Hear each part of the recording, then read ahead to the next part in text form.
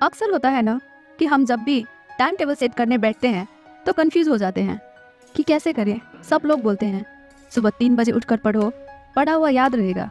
पर मुझसे तो सुबह सुबह उठा ही नहीं जाता, क्योंकि मैं तो रात को लेट तक पढ़ता हूँ। फिर आप सोचते हो कि मेरी क्लास का जो टॉपर है, मैं उसका टाइम टेबल कॉपी कर लेता हूँ तो मैं भी क्लास में टॉप करूँगा। और आप उसे टाइम टेबल बनाने के लिए कहते हो, पर उस टाइम टेबल को आप 2 दिन से ज़्यादा फॉलो ही नहीं कर पाते। फिर आप अपने लिए एक नया टाइम टेबल सेट करते हो और सोचते हो कि नहीं, मैं कल से इसी टाइम टेबल को फॉलो करूँगा, पर आप उसे भी 2 दिन से ज़्यादा फॉलो ही नहीं कर पाते। फिर आप खुद को दिलासा देते हो कि मैं तो अपना टाइम टेबल सेट करके पढ़ ही रहा था, पर बीच में मम्मी आ जाती है और बोलती है जा बेटा, जाके मार्केट से दूध ले आ। छोटे भाई बहन आ जाते हैं, बोलते हैं कि भैया दीदी मेरा होमवर्क करा दो। पापा लाउड साउंड पे टीवी में न्यूज़ देखने लगते हैं। घर में कोई ना कोई गेस्ट आ जाता है, अब उनके साथ जाके मिलो बैठो, तो कहाँ से अपना टाइम टेबल फॉलो करूँ और पढ़ूँ। इतनी सारी डिस्ट्रैक्शन में मेरे साथ तो ये सारी चीज़ें अक्सर होता था। और अगर आप भी उनमें से हो जिनके साथ ये सब होता है तो ये वीडियो आपके लिए ही है। आज मैं आपको टाइम टेबल सेट करने का बेस्ट तरीका बताऊंगी और उसे फॉलो कैसे करें ये भी बताऊंगी। तो वीडियो को बिल्कुल भी मिस ना करें और चैनल को सब्सक्राइब करें, ताकि मैं आपके लिए ऐसे ही मज़ेदार वीडियो लाती रहूं।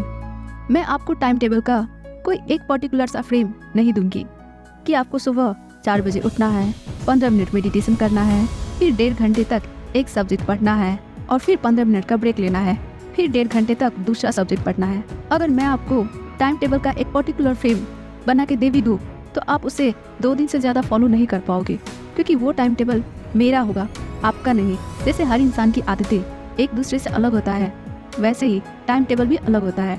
कोई मॉर्निंग पर्सन होता है तो कोई नाइट पर्सन होता है। किसी को पढ़ा हुआ एक बार में समझ आ जाता है तो किसी को 4 बार वही चीज़ पढ़ना पड़ता है समझने के लिए। कुछ अकेले में पढ़ना पसंद करते हैं तो कुछ ग्रुप स्टडी करते हैं, वहाँ वो इजीली अपना कॉन्सेप्ट क्लियर कर पाते हैं। इसलिए एक पर्टिकुलर टाइम टेबल सब पे फिट नहीं बैठता, सबका अपना एक अलग होता है। तो आज मैं आपको कोई पर्टिकुलर टाइम टेबल का फ्रेमवर्क नहीं दूंगी, बल्कि कुछ बातें बताऊंगी जो आपको अपने लिए बेस्ट टाइम टेबल सेट करने में मदद करेगा। साथ ही उसे कैसे फॉलो करें ये भी बताऊंगी।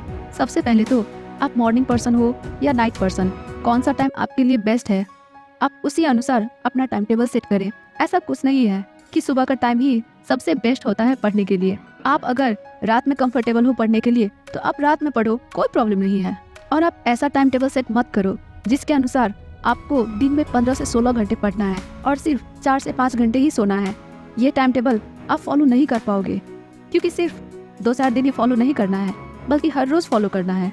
और एटलीस्ट 7 से 8 घंटे की प्रॉपर नींद भी जरूरी है, ताकि आप फ्रेश रहो, बीमार न पड़ो। सबसे पहले आपको अपनी लॉन्ग टर्म गोल पता होनी चाहिए, पहले उसे सेट करो, फिर उसे मिडिल टर्म और शॉर्ट टर्म में डिवाइड करो।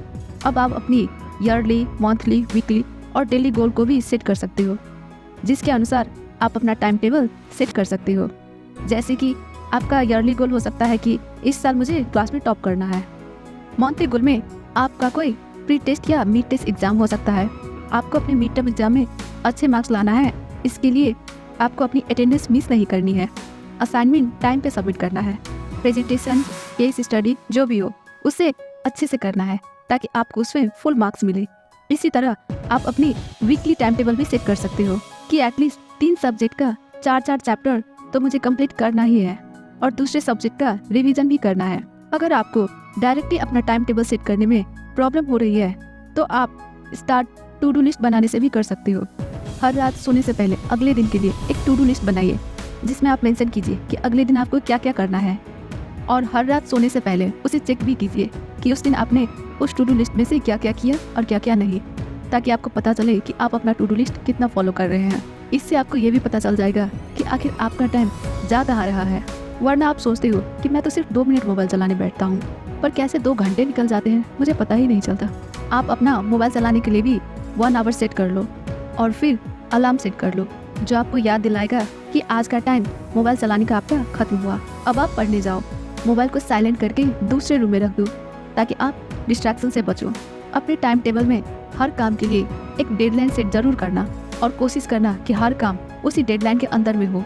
जैसे कि हमारे कॉलेज या ऑफिस में होता है कि भले ही हम पहले से काम ना करें, पर डेडलाइन खत्म होने के एक दिन पहले भले ही हमें रात भर जाकर काम करना पड़े, हम करते हैं और डेडलाइन के अंदर ही अपना काम को खत्म करते हैं। ये एक तरह का मोटिवेशन है जो आपको रिमाइंड कराएगा कि आज इस टाइम के अंदर ही आपको ये काम कंप्लीट करना है। अगर आप अपनी टारगेट को मीट कर लेते हो या शॉर्ट टर्म या मौसी गोल को अचीव कर लेते हो तो खुद को रिवॉर्ड जरूर देना। जैसे कि आप दोस्तों के साथ मूवी देखने जा सकते हो या डिनर के लिए जा सकते हो या खुद को कोई गिफ्ट दे सकते हो। इससे आप रिफ्रेश फील करोगे, साथ ही आप मोटिवेट भी होगे कि हाँ मुझे करना है, मुझे पढ़ना है। अपने टाइम टेबल में जो आप एक सब्जेक्ट के लिए टाइम सेट करते हो वो अपने अकॉर्डिंग करो। ये ज़रूरी नहीं कि आपको लगातार 2 घंटे तक पढ़ना ही है एक सब्जेक्ट। आप एक साथ कितनी देर तक फोकस कर सकते हो उतना वक्त तक पढ़ो, फिर एक छोटा सा ब्रेक लो।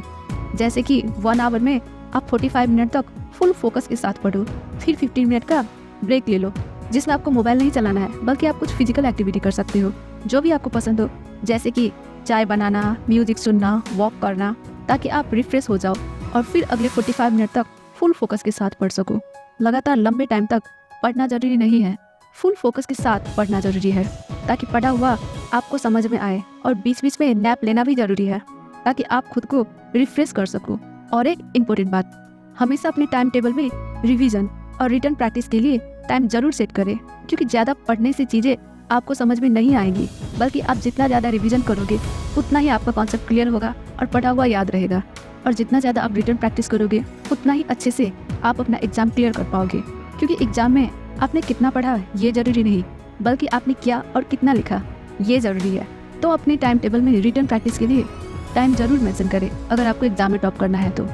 बस इन सब को ध्यान में रखते हुए अपने अकॉर्डिंग आप अपना टाइम टेबल खुद से सेट करो, जो कि आपके लिए बेस्ट टाइम टेबल होगा और आपको टॉपर भी बनाएगा। तो बस एक पेन और पेपर उठाओ और स्टार्ट करो खुद को टॉपर बनाने की जर्नी को। आज के लिए बस इतना ही, मिलते हैं अगली वीडियो में।